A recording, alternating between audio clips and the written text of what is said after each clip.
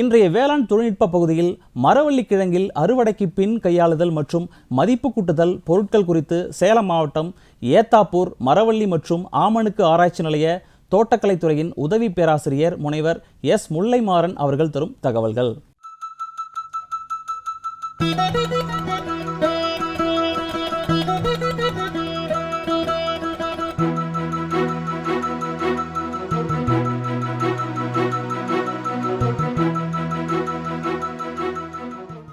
இப்போ பார்த்தீங்கன்னா மரவள்ளி கிழங்கினுடைய சாகுபடி மற்றும் அல்லாது விவசாயிகளுக்கு மற்றும் வியாபாரிகளுக்கு பயன்பெறும் வகையில் மரவள்ளி கிழங்கில் என்னென்ன மதிப்பு கூட்டுதல் பண்ணி அது இப்போதைக்கு பார்த்திங்கன்னா மரவள்ளி கிழங்கு அறுவடைக்கு பிறகு அதனை பதப்படுத்தி அதை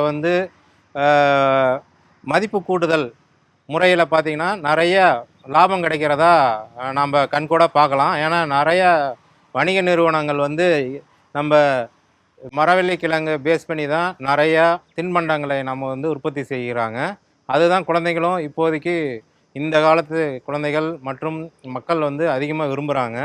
ஏன்னா மதிப்பு கூடுதல் அப்படிங்கிறது ஒரு இம்பார்ட்டண்டான ஒரு உணவு பொருட்களில் ஒரு இம்பார்ட்டண்டான ஒரு முறையாகும். இதில் ஏன்னு கேட்டிங்கனாக்க மரவள்ளி கிழங்கு சாதாரணமாக மதிப்பு கூடுதல் அப்படின்னம்னாக்கா அதில் கூறிய காரம், சுவை, இனிப்பு வகைகள் இதெல்லாம் சேர்க்கும் போது நம்மளுடைய கன்சியூமர்னால் அது எடுத்துக்கொள்ளக்கூடிய அளவும் அதிகமாக இருக்கிறது. அந்த மதிப்பு கூடுதல் பொருட்களினுடைய விலையும் அதனுடைய மதிப்பும் அதிகமாக கணிக்கப்படுகிறது.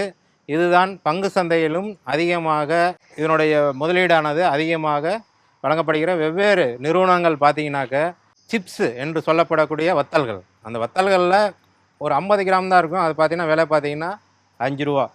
அந்த 5 ரூபாய்ங்கிறது நம்மளுடைய 1 கிலோ கிழங்கினுடைய மதிப்பாக கூட இருக்கலாம். ஏன்னா விலை குறைந்த மழை நிறைந்த காலங்களில் கிழங்கினுடைய மதிப்பு குறைஞ்சிரும். அது 1 கிலோ கிழங்கும் 5 கிராமினுடைய மதிப்பு கூட்டு பொருட்களினுடைய விலையும் எங்கேயோ இருக்குது. அதனால் நாம் ஏன் பண்ணக்கூடாது, விவசாயிகள் ஒரு குழுவாக சேர்ந்து ஏன் பண்ணக்கூடாது, அதே மாதிரி தொழில் முனைவோர் இளைஞர்கள், படித்து முடித்த இளைஞர்கள் இதை தொழில் முனைவாக ஏன் பண்ணக்கூடாது அப்படிங்கிற ஒரு யுக்தியில் நாங்கள் என்ன பண்ணியிருக்கோம்னா இந்த மதிப்பு கூடுதல் அப்படிங்கிற பொருளுக்கு இம்பார்ட்டன்ட் நாங்கள் கொடுத்துருக்குறோம். இவ்வளோ வகையான இங்கே முன்னாடி பார்த்துருப்பீங்க, இவ்வளோ வகையான மதிப்பு கூடுதல் பொருட்கள் எதிலிருந்து தயாரிக்கப்படுகிறதுனா நம்ம மரவள்ளி கிழங்கு மாவிலிருந்து தான் தயாரிக்கிறாங்க. ஏன் இதுக்கு இம்பார்ட்டன்ட் கொடுக்குறோன்னா மரவள்ளி கிழங்குல தான் அதிகமான கார்போஹைட்ரேட் இருக்குது. இருக்கிறதுல கிழங்கு வகைகள்லேயே அதிகமாக கார்போஹைட்ரேட் இருக்குது. அதுதான் அதில் ஸ்டார்ச் இருக்குது. அந்த ஸ்டார்ச் நம்ம வேலை செய்யும் போது அதனுடைய ஆற்றலாக கன்வெர்ட் பண்ணி தரதுனால தான் நம்மளுக்கு எனர்ஜி கிடைக்கிறது. நம்ம உழைக்கும் மக்களுக்கு அது நல்ல எனர்ஜி கொடுக்குது. அதே மாதிரி குழந்தைகளுக்கும் நல்ல எனர்ஜி கொடுக்கறதுனால மூளை சுறுசுறுப்படைந்து நிறைய படிக்கிறாங்க. அதே மாதிரி உழைப்பாளிகள் நல்லா உழைக்கிறாங்க. அதே மாதிரி மக்களுக்கு 4வது உணவு பயிராக, பிரதான உணவு பயிராக இந்த மரவள்ளி கிழங்கு உள்ளது. அதனால தான் என்ன பண்ணுறாங்கன்னா நம்ம மரவள்ளி கிழங்கு அவித்து தரதுனால அதை சாப்பிட்றத விட இது மாதிரி மதிப்பு கூடுதல் சாப்பிட்றதுனால மதிப்பு கூடுதல் பொருட்கள்னால அதிகமாக நம்மளுக்கு வியாபாரமும் ஆகும். அதே மாதிரி நிறைய மக்கள் விரும்பி சாப்பிடக்கூடிய பொருட்களாகவும் நம்ம விளைவிக்கிறோம். அதே மாதிரி ஒரே வகையான தின்பண்டங்கள், மரவள்ளி கிழங்குனால் செஞ்ச தின்பண்டங்கள், மதிப்பு கூட்டுதல் பொருட்கள்னால அது அதிகப்படியாக நாம் டெய்லியும் நம்ம சாப்பிட்றதுனால அதனுடைய சுவாரஸ்யம் போயிடும். அதனால் விதவிதமாக நாம் அதனுடைய மதிப்பு கூடுதல் பொருட்கள் எப்படி தயாரித்து தரமோ அதில் ஒவ்வொரு மக்களுக்கும் ஒவ்வொரு மதிப்பு கூடுதல் பொருட்கள் பிடிக்கும். இப்போ ஒருத்தருக்கு சில பேருக்கு மரவள்ளி கிழங்கு சிப்ஸ் பிடிக்கும். ஒரு சிலருக்கு மெக்ரோனி, குழந்தைங்களுக்கெல்லாம் பார்த்திங்கன்னா அந்த இது மெக்ரோனின்வாங்க, இது மெக்ரோனி. இதே மாதிரி சிப்ஸு, சின்ன சின்ன சிப்ஸு, இது மாதிரி அப்பளம், இது மாதிரி ஜவ்வரிசியிலே அப்பளம் செய்வாங்க. இந்த ஜவ்வரிசி அப்பளம் இதெல்லாம் பொரித்து கொடுத்தோன்னா குழந்தைங்கள் விரும்பி சாப்பிடுவாங்க. அதே நேரத்தில் அவங்களுக்கு நல்ல கார்போஹைட்ரேட் கிடைக்கிறதுனால நல்ல ஆற்றலும் கிடைக்கும்.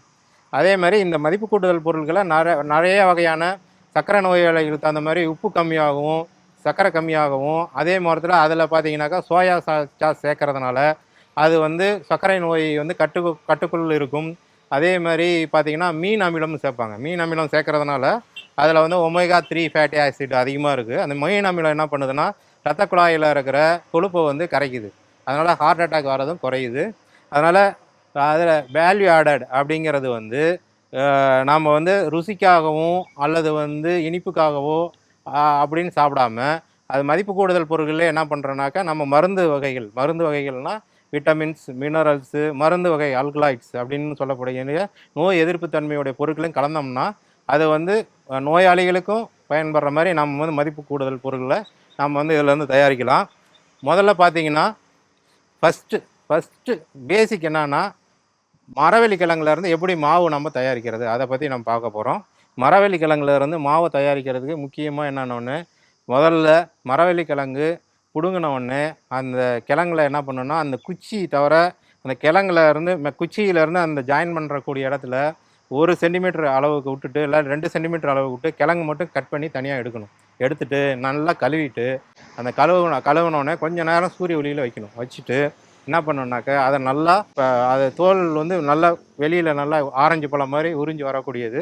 அந்த தோலை நம்ம நல்லா பிரித்து எடுத்துட்டு நல்லா வாஷ் பண்ணி கொஞ்சம் நேரம் வெயிலில் வச்சுருந்து அப்புறம் என்ன பண்ணணுன்னாக்க சின்ன சின்னதாக பீஸாக கட் பண்ணி 3 to 5 நாள் என்ன பண்ணணுன்னா வெயிலில் காய வைக்கணும்.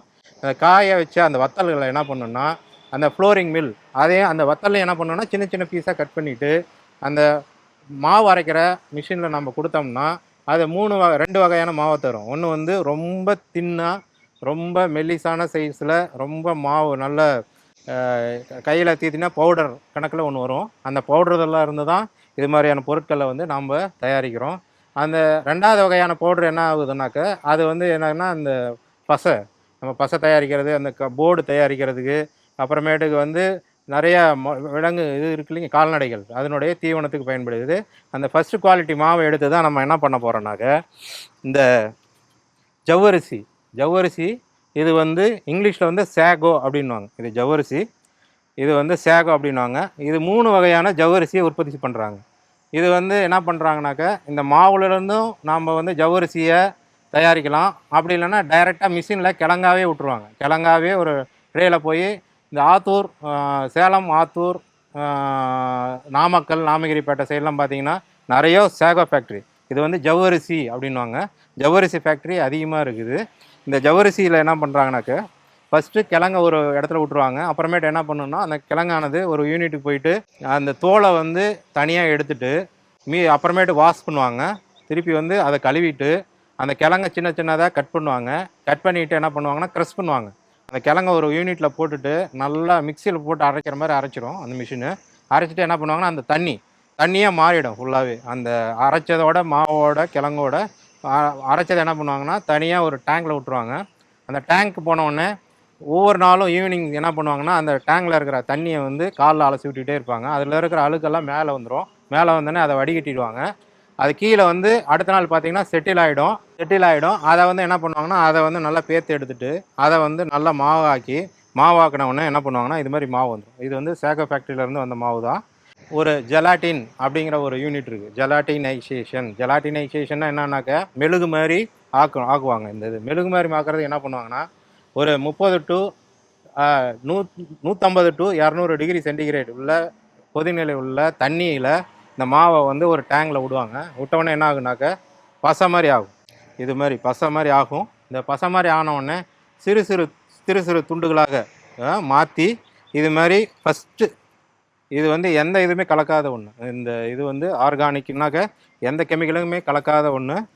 இது வந்து ஸ்டீம்டு ஜவ்வரிசி அப்படின்வாங்க. ஸ்டீம்டு ஜவ்வரிசினா சுடு தண்ணியில் போட்டு அப்படி இல்லைனாக்க அந்த தண்ணி நீராவியில் கொதிக்க வச்ச இந்த மாவோடு கொதிக்க வச்ச இதனுடைய ஜவ்வரிசி வகையானது. இதில் வந்து எந்த கலப்பினமும் இருக்காது. இது வந்து பெரிய ஜவ்வரிசி அப்படின்வாங்க. இது பெரிய ஜவ்வரிசின்வாங்க. ஆனால் இது வந்து கலர் பார்த்திங்கன்னா கொஞ்சம் டல்லாக இருக்கும். இது நல்லா தெரிஞ்சவங்க தான் இதை வந்து யூஸ் பண்ணுவாங்க. இது வந்து பாயாசம் இது மாதிரி செய்கிறதுக்கு இது யூஸ் ஆகும் இந்த ஜவ்வரிசி. அது இல்லாமல் இது வந்து ஸ்டார்ச். இதில் வந்து கஞ்சி தயாரித்து குழந்தைங்களுக்கு கொடுக்கலாம். இதை வந்து கொதிக்க வச்சிங்கன்னா என்ன ஆகுனா கஞ்சி மாதிரி ஆகிடும். அதை வந்து குழந்தைங்களுக்கு கொடுக்குறனால நல்ல ஆற்றல் கிடைக்கும். குழந்தைங்களுக்கு நல்லா படிக்கிறதுக்குரிய ஆற்றல், அதே மாதிரி மூளை நல்ல செயல்பாடுகள் நல்லாயிருக்கும், நரம்பு நல்லாயிருக்கும். அதே மாதிரி இந்த தான் ஃபஸ்ட்டு ப்ராடக்ட் ஆஃப் சேகோ ஃபேக்ட்ரியில். இது வந்து 2வது. அதை வந்து என்ன பண்ணுவாங்கன்னா திருப்பி வந்து சின்ன சின்னதாக கட் பண்ணி திருப்பி ஒரு பல்வரைஸ் பண்ணுவாங்க. மிஷினில் கட் பண்ணி சின்ன சின்னதாக மிஷினில் விட்டிங்கன்னா இது மாதிரி வரும். இது பார்த்திங்கன்னா இந்த ஜவ்வரிசியை ஒரு ஜெலாட்டினைசேஷன் அப்படிங்கிற ஒரு சின்ன கெமிக்கல் கொஞ்சம் யூஸ் பண்ணுவாங்க. யூஸ் பண்ணுறதுனால இது வந்து பெரிய கொப்பரையில் வச்சு வறுப்பாங்க. இது மாவு பிசைஞ்சு பெரிய கொப்பரையில் வச்சு அழுத்து அதில் கொஞ்சம் ஜெலாட்டின் மாதிரி சேர்ப்பாங்க. அது என்னன்னா ஒரு பொருள், உயவு பொருள் மாதிரி இருக்கும். இது வறுக்கிறதுனால என்ன ஆகுன்னா, இது மாதிரி சின்ன சின்ன உருண்டைகளாக அது ஆகும் அந்த சின்ன கெமிக்கல். அதே மாதிரி இதில் பார்த்தீங்கன்னா கொஞ்சம் அழுக்குத்தன்மை, ஒரு கலர் கம்மியாக இருக்கும். இது நல்லா ஒயிட்டாக இருக்கும். இது ரெண்டும் ஸ்டீம் பண்ணி ஜவ்வரிசி தயாரிக்கிறது. இது வந்து ரோஸ்ட் பண்ணி தயாரிக்கிற ஜவ்வரிசி. இந்த ஜவ்வரிசியை என்ன பண்ணுவாங்கனாக்க, இனிமேட்டுக்கு பார்க்க போகிறது இதுலேயே வந்து மதிப்பு கூடுதல் பண்ணலாம். இது ஜவ்வரிசியிலே மதிப்பு கூடுதல்னா இந்த ஜவ்வரிசி அப்பளம். இந்த ஜவ்வரிசி அப்பளம் என்ன பண்ணுவாங்கனாக்க, பெரிய அலுமினியம் ஒரு பெரிய பேனல் இருக்கும். முட்டை பணியாரம் செய்வோம் பார்த்தீங்களா, அது மாதிரி குழி இருக்கும். சின்ன சின்ன பிளேட் மாதிரி இருக்கும். அந்த சின்ன சின்ன பிளேட்டில் இந்த ஜவ்வரிசியை கொஞ்சம் கொஞ்சமாக போட்டுட்டு அதில் தண்ணி கொஞ்சம் ஆட் பண்ணிவிடுவாங்க. இந்த இதில் பார்த்தீங்கன்னா அதுக்குள்ளாரே என்ன பண்ணுவாங்க, காரம், உப்பு, மிளகு, நம்மளுக்கு தேவையான கலரு இதெல்லாம் சேர்த்தோம்னா சேர்த்துட்டு அந்த கொப்பரை வச்சு மூடிட்டு நீராவி மூலிமா கொதிக்க வச்சோம்னா இந்த ஒவ்வொரு ஜவ்வரிசி இணைஞ்சி இது மாதிரி அப்பளமாக வரும். இது வந்து நம்மளுக்கு என்ன தேவையான என்ன ஃப்ளேவரோ கலரோ நம்ம சேர்த்துக்கலாம். இதில் பார்த்தீங்கன்னாக்கா இது மாதிரி கலர், பச்சை கலர், மஞ்சள், இது மாதிரி நம்ம சேர்க்கலாம். இது வந்து இயற்கையான முறையில் கலரும் சேர்க்கலாம். புதினா தலை இருக்குல்ல, அந்த பவுடர் சேர்த்தோம்னா பச்சை கலராக இருக்கும். மிளகாத்தூள் சேர்த்தோம்னா இது மாதிரி, மஞ்சள் சேர்த்தோம்னா இது மாதிரி கலரில் வரும். இது வந்து இயற்கையான வகையில் அப்பளம் தயாரிக்கும் முறையாகும். அதுக்கு அடுத்தது பார்த்தீங்கன்னா இது பாஸ்தா அப்படிங்கிற ஒரு அருமையான ப்ராடக்ட். பாஸ்தா இது வந்து குழந்தைங்கள் அதிகமாக சாப்பிடக்கூடிய இது ஒரு சிற்றுண்டி. இது அதிகமாக குழந்தைங்கள் சாப்பிடும். இது பாஸ்தா எப்படி தயாரிக்கிறாங்கன்னு பார்த்தீங்கன்னா, கோதுமை மாவும் நம்ம கிழங்கு மாவும் மிக்ஸ் பண்ணி தான் இது வந்து தயாரிக்கிறாங்க. இந்த வாய்ப்பை அளித்த இந்த டிடி தொலைக்காட்சிக்கு மனமார்ந்த நன்றியை தெரிவித்துக் கொள்கிறேன். வணக்கம். மேலும் விவரங்கள் பெற முனைவர் எஸ். முல்லைமாறன் அவர்களை 09442968779 என்ற கைபேசி எண்ணில் தொடர்பு கொள்ளவும்.